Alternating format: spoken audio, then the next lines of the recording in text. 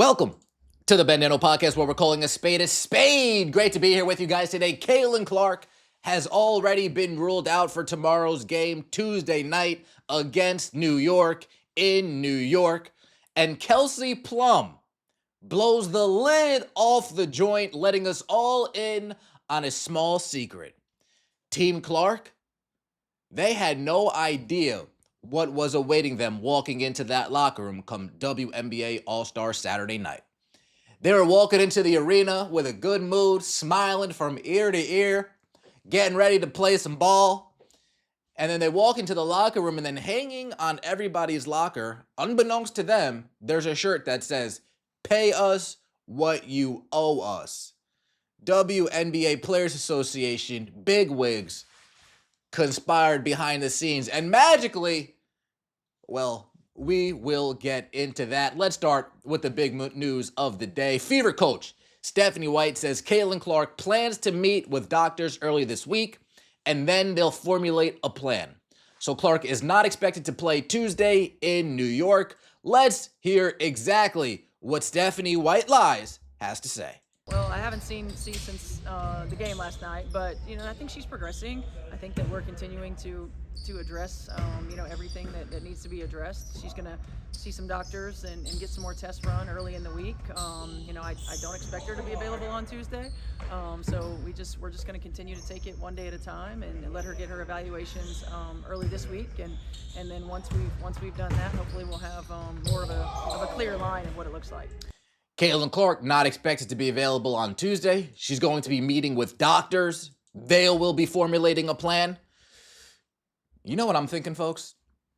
If I had to throw my dart at the wall, Caitlin Clark said, you know what, Indiana Fever training staff, you know what, Indiana Fever medical staff, thank you, but no thank you. You guys have rushed me back from injury time and time and time again. I think it's time I look out for myself. I understand you guys have the team's best interest in mind. That's why you rushed me back so soon, helping the Fever get some W's. I get it.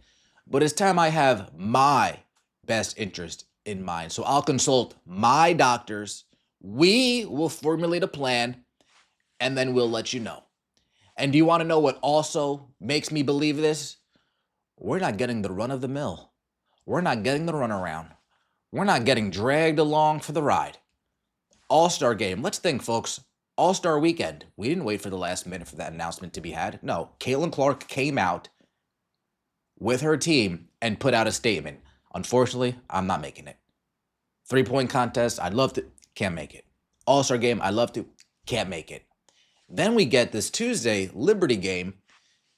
What has the Indiana Fever done all season long when it comes to these Caitlin Clark injuries, especially the most recent groin injury? We're going to drag it along. We're going to drag it along. We're going to drag it along. We're going to squeeze the fans and squeeze the fans and squeeze the fans. And then suddenly, oh, she's out. Nope. Caitlin Clark said, nope, nope, nope, nope, nope. Me and my team know I will be out. The doctors that I've talked to, they know that I'll be out. The consultants that I've spoken with, they know that I'll be out. So let's not do this whole questionable game time decision. Let's not do that whole charade this time around. Let's be transparent. Me and my team, we're going to be transparent. Folks, Sunday night, Tuesday, I won't be there. Unfortunately, but I won't be there.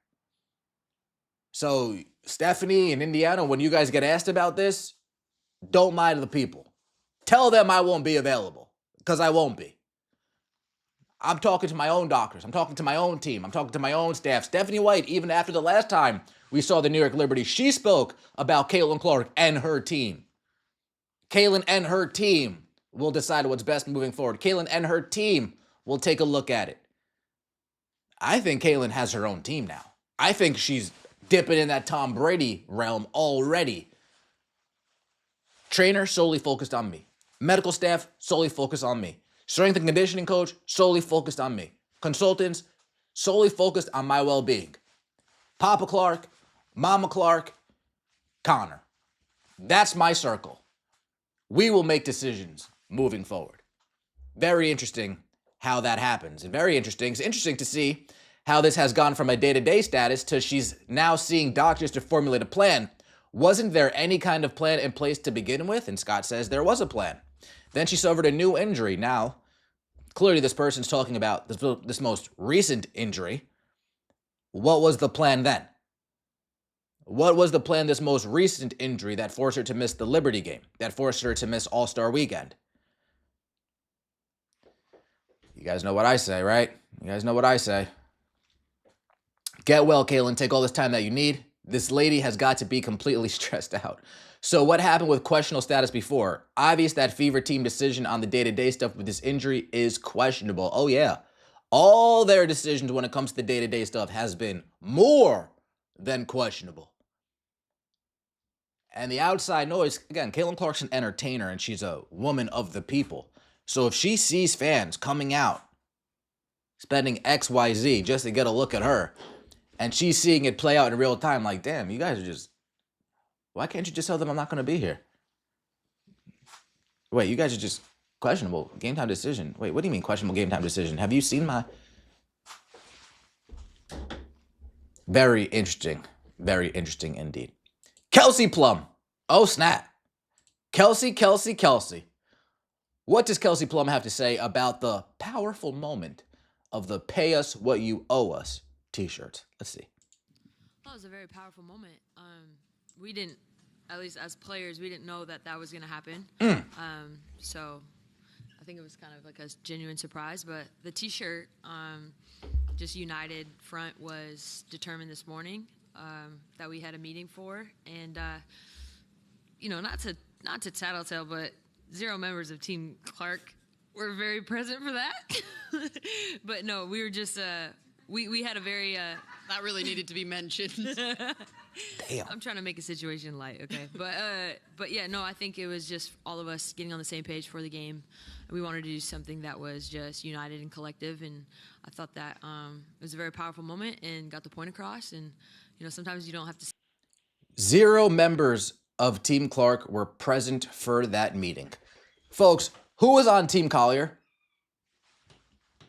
Aneka Agumike, Women's National Basketball Players Association president. Brianna Stewart, vice president. And Nafisa Collier. All on opposing teams from Team Clark.